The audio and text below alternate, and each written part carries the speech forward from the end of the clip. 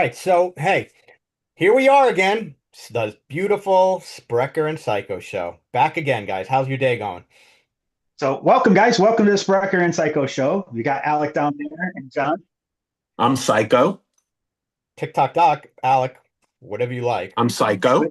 and we got Spreker. So, we're back. We're back in action. So, today we kind of thought we would do a couple things. One is we're going to throw out a topic that we'll talk about, but two is I think we're going to see if there's anybody online that we can engage with us. If anybody's got questions for John, Alec, or myself around, and we can talk about it. But in the meantime, let's open up with the question. Is so I know John, you get this a lot. Alec, you get it. So we're going to throw out a topic that we'll talk about. But two is I think we're going to see if there's anybody online that we can engage with us. If anybody's got questions for John, Alec, or myself around, and we can talk about it. But in the meantime, is so I know John, you get this a lot. Alec, you get it. So, all right, I'm sorry. Can you guys still hear me? Yeah, it was, we had a little technical glitch. Yeah, sorry, I was getting feedback through there. Sorry about that. So, we got a couple people popping in. So, if you got questions, great. Throw out some questions for talk. If you got any service questions, John, myself, whatever they are. But so the topic today is so you want to start collecting watches and you really are intrigued about collecting vintage watches. How do you do it? How do you get into it? How do you get started? How much money should you budget? So let's open it up and see what do you think, John? Maybe we'll open up with you, John. You've been collecting vintage watches for a long time, a lot longer than I have. So I'll give you the quick answer. Come to the Spreker and Psycho Whatnot show. We'll tell you how to collect vintage. All right, guys, have a great day. We have good content. Right. Have a good weekend, guys. See you on the Spreker and Psycho show. Subscribe below. Psycho. Right, Out. right. I've been approached with this question many times. Look, to each his own. One, it starts with a desire, right? It's a desire, right? How did you come across watches? What got you interested in watches? Did you buy sports cards on Whatnot? You came across the watch category and saw all these people buying watches, and now you're intrigued. The bottom line is you have to have a desire. So when you get that desire and you're on these Whatnot shows or Instagram and you see these vintage watches, so you say to yourself, that looks interesting. How do I get there? How do I go there? Where do I start? I mean, for us, it's like second nature. There's really no thought, but I could understand how that can be confusing. So I always default to one thing. I mean, it's the path of least resistance. But obviously, it's about what's your budget, right? Everyone has a different budget. I mean, if you're looking to spend 50 to $150 or $500, there's different categories. But let's just hypothetically say, obviously, you're looking to start. Maybe you want to acquire a few. You're not having a budget of thousands and thousands of dollars. I feel that vintage Timex is a great way to get into the vintage market. Others have heard me say that, and some may say Timex, it's this, it's that. Look, the fact of the matter is Timex has a relatively low entry point for the vintage market.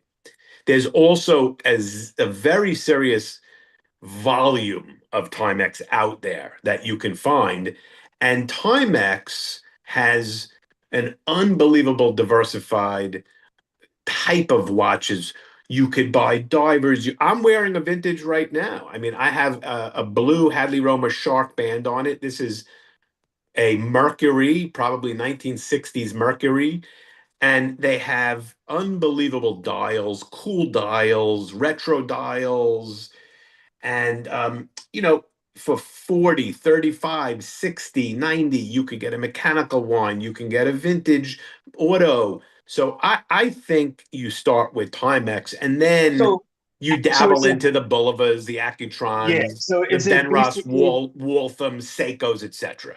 yeah? So basically, what I'm hearing you say is if you're really kind of on a budget, is Timex is a great entry point into vintage watches. And Timex as a company, and we've discussed this before, and we discussed it at our extravaganza, Yeah.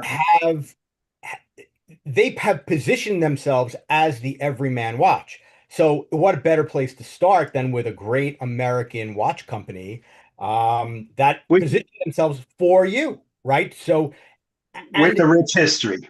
yeah, it's tremendous history. Yeah. And quite frankly, if you're going to get into vintage, I mean, they have such a deep history, and they have watches that are very, very they they take a licking and keep on ticking. Like they are still ticking today. And you can find some really interesting watches for probably under $300. You could have a little Timex collection to get started in multiple Definitely. colors and multiple styles. And Easy. that right for three right probably for $300 you could have an instant collection that you can enjoy and that are tradable and interesting to talk about. But And so there is a question in the chat, and we'll get back. before you go there, because I think that leads into the second part of the conversation. But I'm going to throw one more thing in there because I think John makes a really, really great point around Timex as a brand. I think that there's another layer when considering vintage watches is by category of watch. And that what I mean by is do you want dress watch? Do you want a sports watch? Do you want a diver watch? A military watch? Is I think it's really important to find your thing, find the things that interest you most and what you're passionate about and what catches your eye, whatever it is. And I think it's don't fall into the pitfalls of I don't mean this, John, in any way, is well, oh, John loves Timex, so I'm gonna collect Timex. It's you should really, it's a personal thing when you talk about collecting, is find your thing. And then you can really delve into if it's Timex or if it's military watches or divers or dress watches or jump hours. I'm jumping all over, pun intended, jumping all over jump hours right now is find your things and you can explore as you continue to grow in your collection and your preferences. You can actually move around within those. But I will go back to John because I think John makes a really great point. If you want to get started, and that's the question, is vintage is a great way to get started. So, Alec, any comments from you just to get started? Did Because I someone think ask the a question? question Yeah, there we did have is. a question. We had a question, and it's a great question for what we're talking about. So it goes Yeah. with it. So, we have a question from Youthful Trends. What are some of the pitfalls you can fall into when sourcing vintage pieces, and what should he look for? So, so I mean, I guess I'll start with that. So depending on where you're buying it, right? So if you're buying it on a live auction, site like a Whatnot or eBay Live, or you want to see the watch, you want to see that it's running if you're looking to buy a running watch, because many people they're looking to buy project watches and then they're okay with it not running. That's a different level. That would fall more into the watchmaker, watch hobbyist category. But if you're just a regular person wanting to get a watch that ticks, you want to see them fully wind the watch live for you, that it should wind and completely wind. You should want to see the hands move freely. If there is any type of complication on the dial, the day, the date, a chrono, you want to see them put it through the paces. I mean, if you were in a store, you would do the same thing. So buying vintage, whether you're at a marketplace or online, these are the things you want to check. You want to pull out the crown. You want to roll the hands in both directions. Check for any grinding, any type of binding. Make sure the complications work. Make sure that the date changes at 12 o'clock. Check the case, check the back, make sure it has not eroded and has holes in it, or again, maybe you're okay with that level, depending on the type of person you are. Some people like Spreker, he really does not like anything that you can see that it's been worn and banged around or anything, except for his military watches. John is a little bit more forgiving, as I am, in seeing imperfections in the watch. For me, that's what tells the story of the watch. So I just want to say one thing. Spreker, who's in Wisconsin, is having a windstorm and unfortunately just lost some power. So he may come on and off intermittently based on what's going on there. So if we lost him Just understand it has to do with that. Wow, So, you're watching what's happening live right now in right, right. Wisconsin. Live windstorm and power outage in Racine, Wisconsin. But I'm down here in lovely South Florida. I think And when I'm in it New comes York. to Dan has a great question. I mean, buying vintage watches, off of these platforms without having too much information, there is risk. There is risk. And that's part of the reason why I talked about Timex, because you pick up a watch for $35, $40. I've gotten some Timex that run unbelievably well and are clean, and then you get some duds, and it's par for the course. I mean, you could go, there are times where I have a time graph machine, and right here. And there are times where you could ask, the seller, depending on, you know, what kind of equipment they have, how does it run on the time graph machine? And, look at, is it losing time, gaining time, fast, slow, amplitude, all these things. So, but yeah, I think there's a lot of things that crystals, that's another thing. There's going to be scratching on crystals. We could have a whole conversation on crystals because many of the vintage watches actually, you know, have acrylic crystals and mineral glass crystals. When did the acrylics? Go out of favor. Yeah, I mean, when did they start using more glass?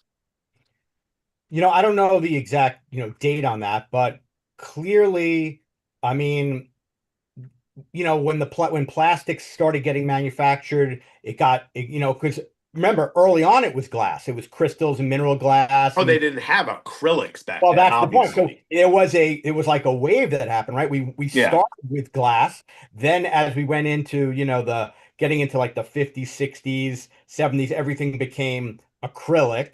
And then as we got into the 90s and higher end watches, they started going back to the mineral glass and sapphire crystals, which we all love now, and the anti-reflective coatings and everything. So I would probably say in the 50s, they started getting into the acrylics.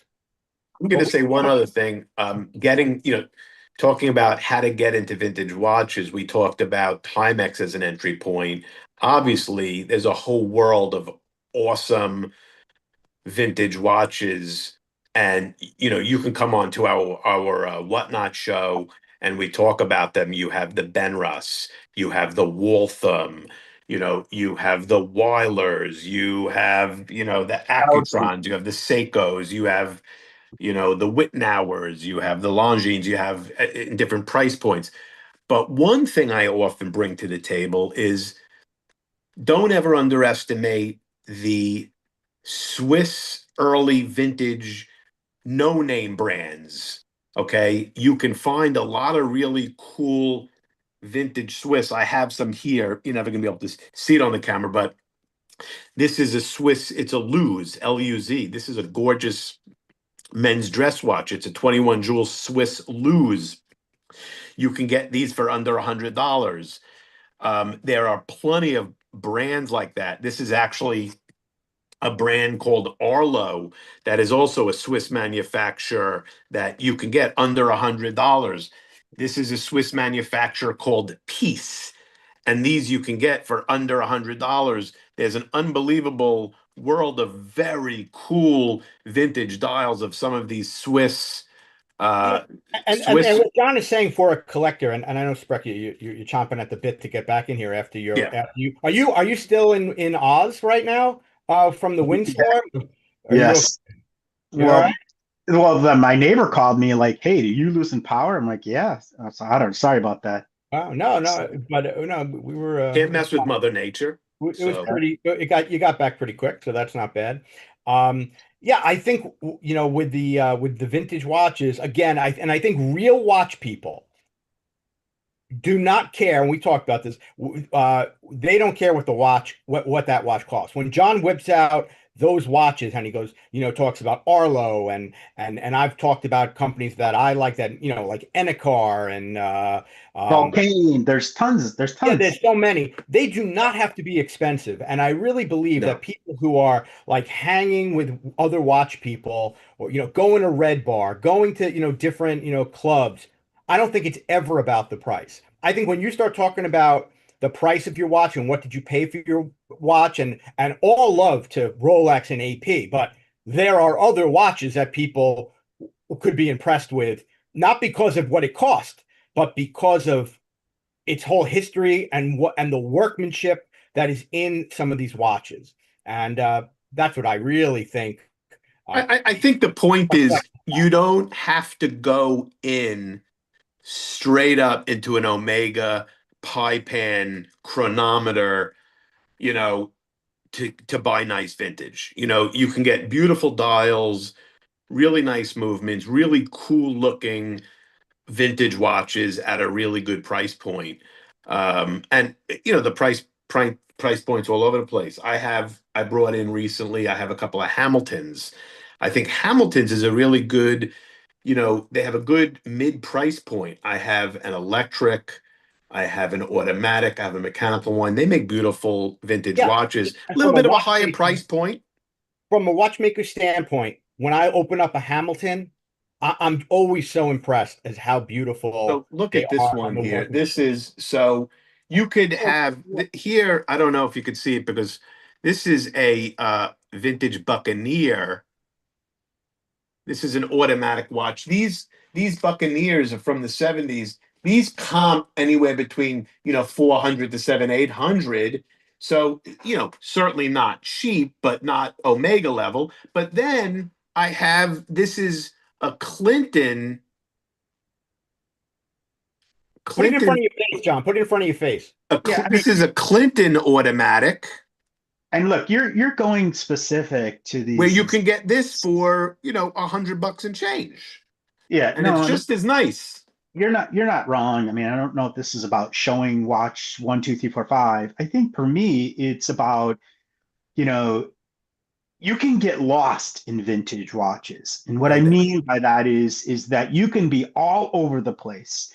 That's where it gets to it, in my opinion, to a slippery slope, where I could end up with 500 watches because I'm dabbling all over the place.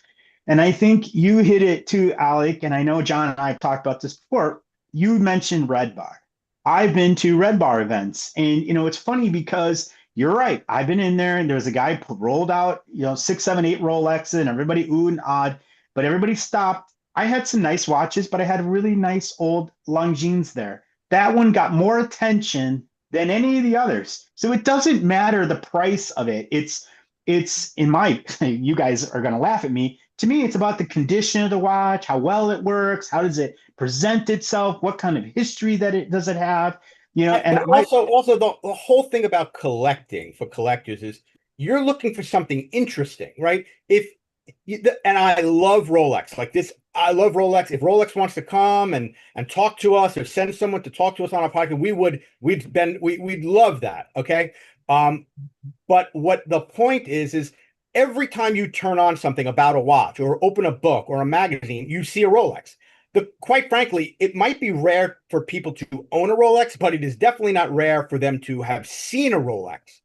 But when you take out the watches that we love to collect, we even under collectors, I could take out a watch and you're mesmerized by it because you've never seen it before. How many Rolexes have you seen? How many Daytonas? How many, Sky Dwellers have you seen? But if John pulls out a beautiful early Elgin with a porcelain dial and knotted lugs, or a driving watch, or Spreker, you pull out a gorgeous Hamilton or something, everybody oohs and ahs because they're not looking at it. It's not being they're not being hit with it every day. You know what you're saying? Everyone loves a good turkey lug, Yeah, the big turkey thing that leg you're lug. talking about, Alec, is what I was trying to get at too is it can be almost intimidating to get into vintage watches because you automatically assume vintage watch because of their massive, marketing campaigns that, oh, I must be looking for a Rolex. I need to get a Rolex if I'm going to collect. And I think you guys have really brought up the point. It's not necessarily Rolex that I'm after, is there's rich history and there's the horology. They're better watches than Rolex. Yeah, They're better and made watches. Kevin's in the chat and he's just saying there's nothing more interesting than seeing a 60+ year old watch. And I agree. That's how I fell in love with not just, I've always been in love with watches, but that's how I fell in love with fixing watches. I mean, patients, patients bring me watches along, with their complaints to fix, and they're heirloom pieces sitting in drawers. And there's just nothing more satisfying to me than making that tick again. Even when you sent me a watch, Spreck, and you sent me a couple last night, and we were on the phone doing it, watching. I mean, was that fun? And to watch Yes. that come alive? Yeah. And actually that to me, I'm sorry that I got cut out there and I think you guys were heading right to it. But to me, if you're gonna do vintage watches, if there's watches and I love watches, but if you're gonna collect in vintage, you have to understand that you're gonna be getting involved, not necessarily doing it, but you have to know that I'm gonna have to service watches. I'm gonna have to get it, I'm gonna have to find people. I'm gonna have to find a local guy. I'm gonna have to find somebody online, somebody somewhere that's gonna work on watches for me. Because that to me, when Dan or Youthful Trends made the early comment about what are the pitfalls, that to me is the pitfall. It's the one pitfall. The budget is one, and then service is another. Is some people come in and they think like, oh, I'm gonna buy this beautiful old. I mean, I'm just holding the stupid Clinton. I'm tinkering with it, but is they think they're going to buy these vintage watches and they're going to operate like a brand new watch. That's not the reality. The reality is like anything, any automobile, anything that's mechanical, it needs regular service. So for it to really run and last, and I'm stealing your words, you both have said this to me. You want a watch that's going to last you a long time, you got to make sure that you maintain that watch. So for me, getting into vintage, it's budget. It's finding that category of what it is you like and what you want to collect, and then understand that, hey, I gotta get a good, sustainable way that I'm going to work on and get watches serviced, or learn to do it myself. Yeah. Yeah. If you're buying vintage, I don't care what you're buying vintage radios, vintage cars, vintage watches, you are going to service those collections. So Yeah. So I mean, Kevin said it in the chat is you have to assume that it needs service. You have to absolutely, assume that it needs absolutely. service. And you know what? But there's joy in servicing. I mean, yeah, there's a cost, but there's a joy somehow in taking care of these beautiful heirlooms that you're going to. That's how I got into, there was a question how we got into watches. I think Youthful asked. I mean, I got into watches early on as a kid, but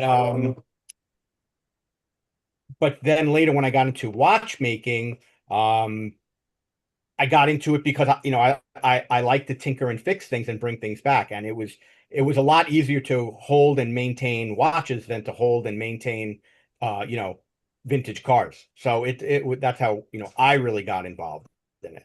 All right, so I think great conversation, you guys. It's always awesome. We talk about this all the time on our own, but to do it in a way that we can share it with others is really cool.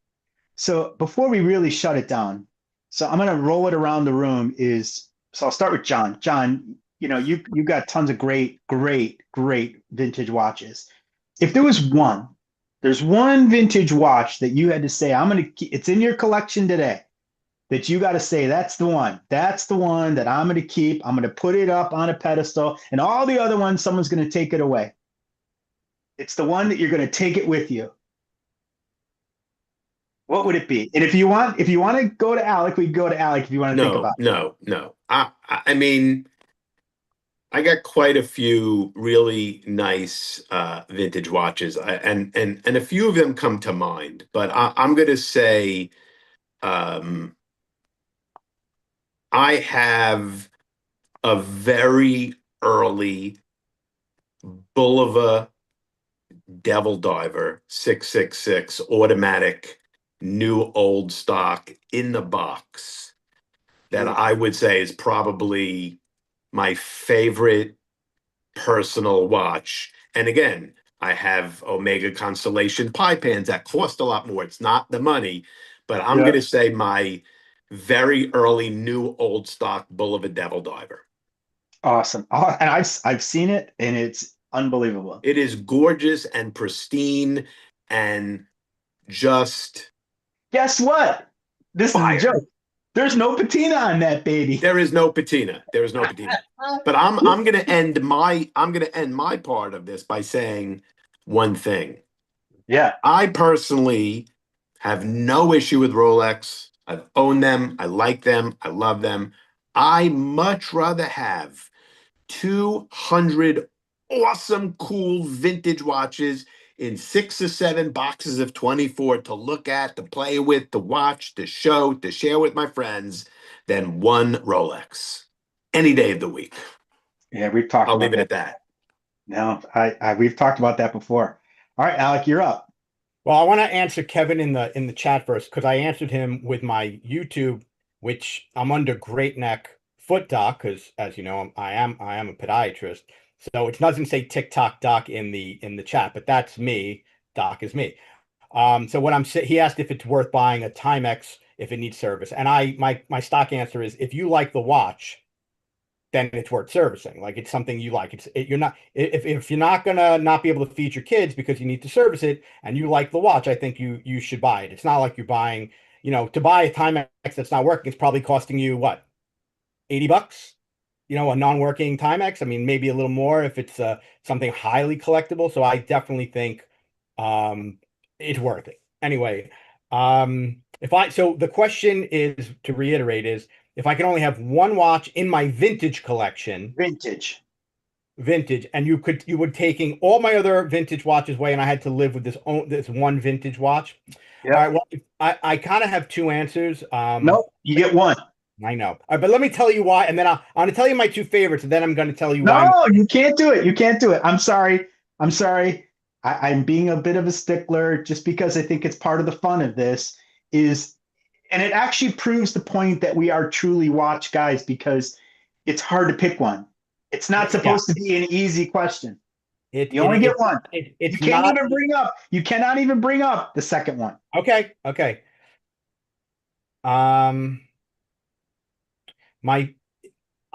I think it would have to be, although I'm loving my new one. I mean, I didn't show it. I'm not but what I think, He's breaking the rules.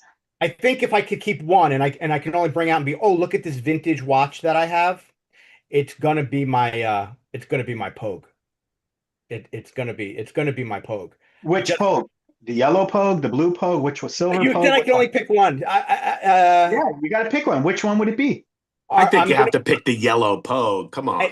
It's the iconic yellow Pogue. Yes. Colonel Pogue did not wear a silver Pogue. He did. Now a silver one's really cool, and I'm not saying. Oh, absolutely. I want the silver one. Right. Yeah. But what I would say is I want your silver one. I know it's a nice one. But for me, my yellow Pogue would be the only. I'd be like, this is an example of a vintage watch. Now I still consider that a modern vintage watch, but it's still vintage. It qualifies, so I'm going with the Pogue because of its history, because of its iconic look, because of its complication, and you go. It is just an outstanding and awesome watch to look at. But it's an amazing watch. You said one thing, and we have to have a whole show about this. Vintage is spread up. There's a whole different world of 30s, 40s, and 50s vintage. The old Hammies, the old Boulevers, those versus the neo vintage 60s, 70s, and 80s vintage. Oh, completely different look. That's a whole nother topic, guys. Yeah, no, and don't give away all of our topics, John. But I'm just thinking that in the old noggin right now. Hey, I know everybody. Glad to see it's still working. I know we're going to be getting off soon after Mike gives us his unveiling of who he wants. But please, if you're not a follower or subscriber, please follow us on all socials. Okay, so you can follow us here, please, at the Spreker Psycho Show, right there. Obviously, you're here, so you're seeing it. Please follow us, though, not just come on over. And then all of our socials. My social on Instagram is tick_talk.doc, and I try to do daily videos over there. And I know these two guys, they have their own socials. I'll let them shout them out. Mine is psycho_modder_vintage. Psycho modder vintage. That's because I used to be a Seiko modder. And then I converted to vintage collector. We can put all this in the inside the video also at the end, but it'll be in the description. Mine's Spreker 45, and then also we have the Spreker and Psycho Show.com, which is our website that talks a little bit about what we do, why we do this, and talks a little bit some of the things that we do. So for my unveiling is my birth year is the 1965 Bulova Accutron's astronaut. That is to me my favorite vintage watch, and I owe a Wow, wow. huge. He's going outside of the mechanical realm. I know, and Wow. listen, He's into the tuning fork realm now. Wow, yeah, listen. that's a gutsy Hold call. on. I owe a big thanks here. So you gotta let me give my props. Hmm. I When I started and met John, I was not necessarily a Bulova fan. And he has opened my eyes to the beauty of Bulova Accutron's tuning forks. And there is a documentary called it's 150 Years of Bulova America Over Time, I think it's called.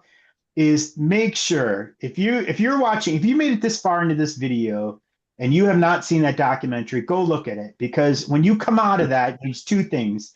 You will be a Bulova fan if you're not already a Bulova fan, and two is you're going to want an astronaut You're going after to that want an video, astronaut. And for I sure. believe that's on Amazon Prime. Yeah, it's you Spreck and can I are find in it on all. competition. We're in competition on our Accutrons You and know our what? You know what we can Bullovas. do? We can put the link in the show notes. Okay, yeah, we can do I that. have to do this, guys. I have to do You this. know, it is one of my favorites. It is one of my favorites. So I, that's that. I love I have to working pull on up the them. space view. I had to do it. Sorry. I just love working on them, and I love bringing them back. And people love them, and believe me, they send them. So that is a great pick, Mike. That is a Well, great pick. thank you. I think you guys both picked some really great watches too. So listen, guys, thanks very much. We really appreciate you guys hanging out with us. We are enjoying doing this. We get to hang out as friends. Hopefully, as others start watching, we make more friends in this. And at some point, we will be bringing people into this podcast and have interviews and different things. I think our philosophy was, hey, let's just start. Let's build a relationship with us three, the show, and the community. And then as we continue to grow, we'll start bringing people in. We have tons of ideas of how and where we're going to take all of this. So hopefully you enjoy the ride with us. Hit the like button, subscribe to our thing. Make sure your Follow us on notifications. all socials because the more followers we have, the more things that we can bring. And we're really relying on the community, the watch community, to embrace something like this. So we appreciate you being here, and we do love doing it. So I want to Yeah, say I one mean, last thing. I yeah, want to say one last thing, and I know we will refine these and tighten them and shorten them. We have a lot of thoughts on our mind, but I think Spreck and I have talked about this recently, that I think what we're trying to do is we're trying to bring, with TikTok Doc doing his funny watch checks, wrist checks, and we're trying to bring very good, relevant, adding value stuff about watches, right? Content, great content, but with a very good flair of entertainment and levity. That's what we're trying to do. And that, I think, is what's going to separate us from a lot of the other podcasts. We're going to do very serious content on watches with an entertaining, very happy, funny flair. So no, I'll leave it at that. Spreck, let's let people go and do their thing, and enjoy your weekend, everybody. yep. And by the way, we're going to be going right over to Whatnot. So John and I are going to be doing a show on Whatnot in a few minutes. So hopefully you guys can come pop over there. So thank you guys very much. We'll be talking to you again really soon. So I'm going to steal Alex's line. The Spreker and Psycho Show out. Take care, guys. We'll talk to you.